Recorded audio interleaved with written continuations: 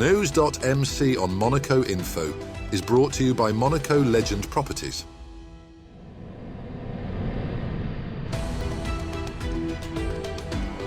Bringing you news on Monaco's economy, culture, sports and more. Welcome to News.mc, your English rendezvous on Monaco Info. Coming up on News.mc, discover past week's top stories and meet the people who make Monaco. My name is Sébastien Dameno. I'm the administrator of GCM Les Grands Monégasques, and you are watching News.mc on Monaco Info. What's been making headline in the past week? A rare partial solar eclipse brought crowds to the hills above Monaco on August the 12th as sky watchers gathered to witness the celestial event, the first visible from the region in 27 years. Popular viewpoints quickly filled with families and astronomy enthusiasts hoping for the best views despite limited visibility from some locations.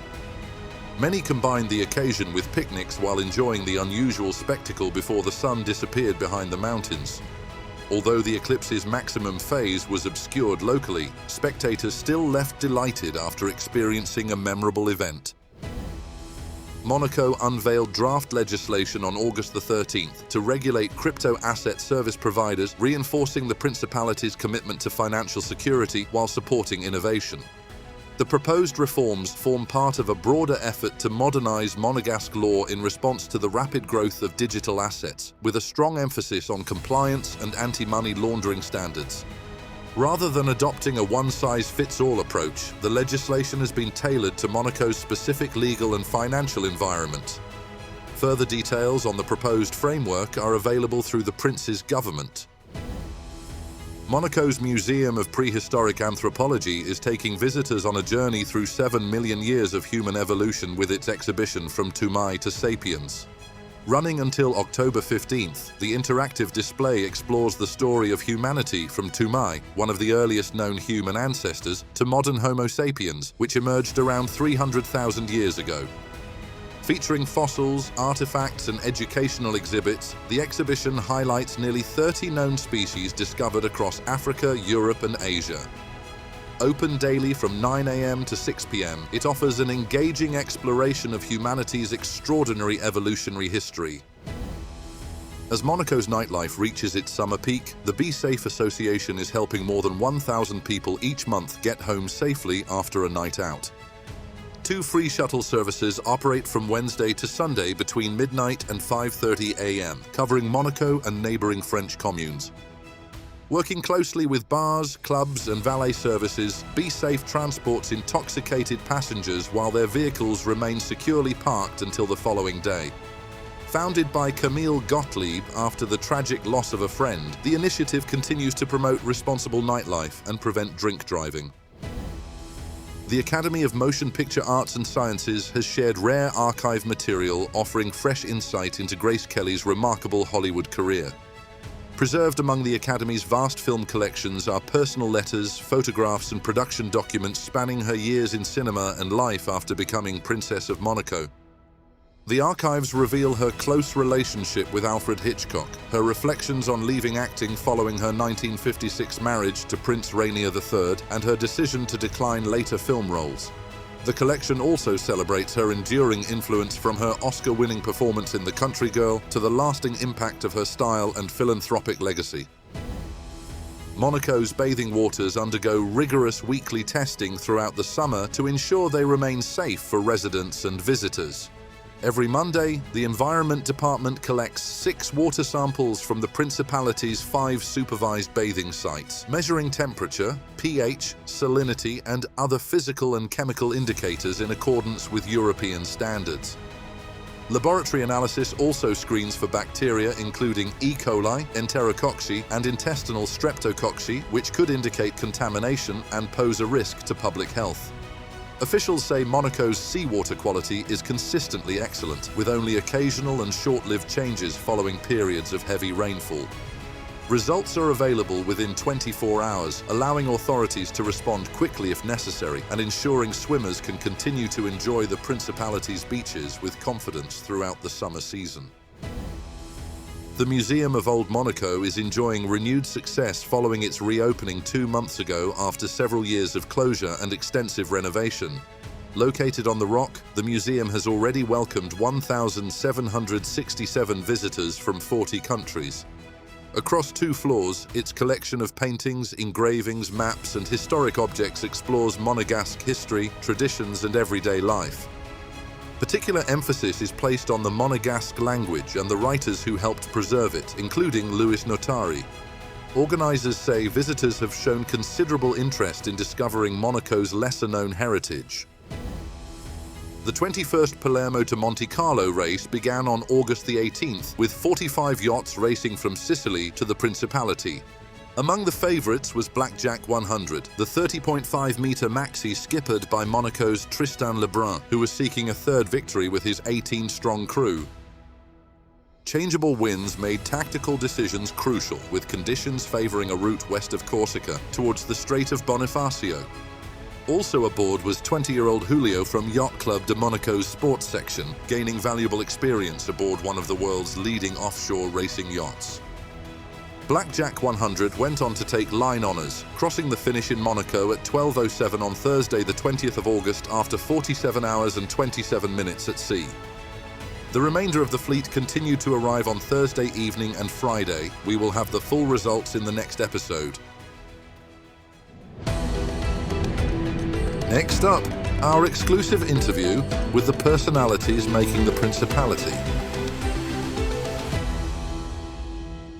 My name is Sébastien Dameno. I'm the administrator of GCM Les Grands Chez Monégasque. So I was born in Monaco. I always lived here, and my family is here for many generations on my father's side. His parents came here from Italy, but asked for the French nationality for some strange reason. That makes me French, born in Monaco, enfant du pays. I grew up with my grandfather's business. When I was born, he already had the wine cellar I'm working in today. With my sister, we grew up in this wine cellar. I remember I have some very vivid memories about this wine cellar because it was very noisy, very smelly.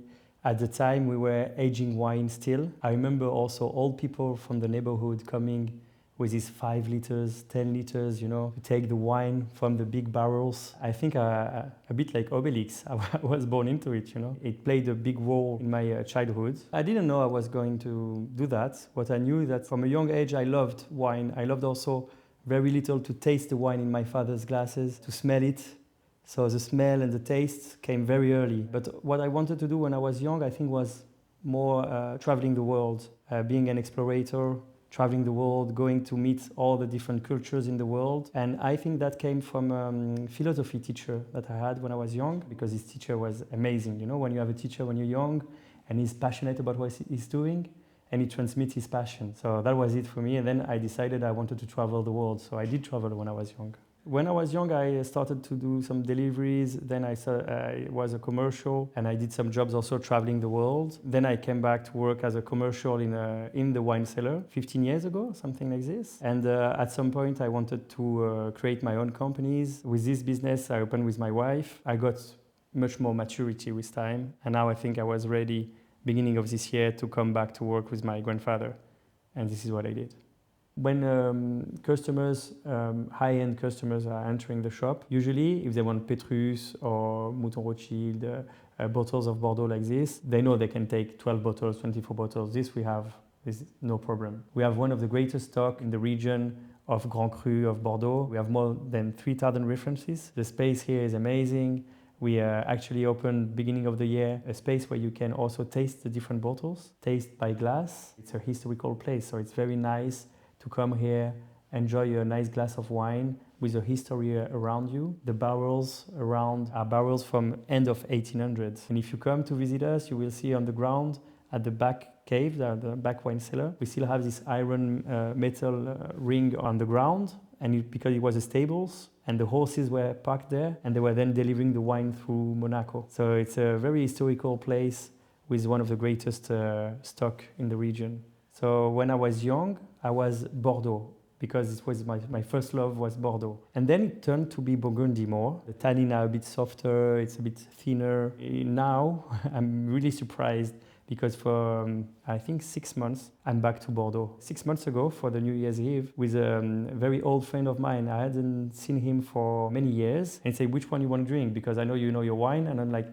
Okay, so Mouton Rothschild 2000, for now, I think it's perfect. It's 26 years old, and we opened the bottle, and it was brilliant at its peak. Also, I think it's a question of moment. I hadn't seen him for a long time. It was New Year's Eve at his place, and this gave me such an emotion. It remembered me how great wines from Bordeaux could be. And since when I've been drinking Bordeaux a lot, Burgundy is a bit easier because already 3-4 years are already good to drink. But yeah, I'm back to Bordeaux now. A lot of regions like this in France are changing also, which is really interesting, like Côte de Provence here. 15 years ago, only a few ones were good rosé. Nowadays, with the new technological barriques they have something to cool down the wine very quickly when it turns to red, because you know it's a fermentation on the process to be a red wine, and they stop it to make a rosé. And nowadays, with the technology, it's becoming better and better. So the Côte de Provence every year is a bit better than the year before for me. So there's a lot of regions like this in France that are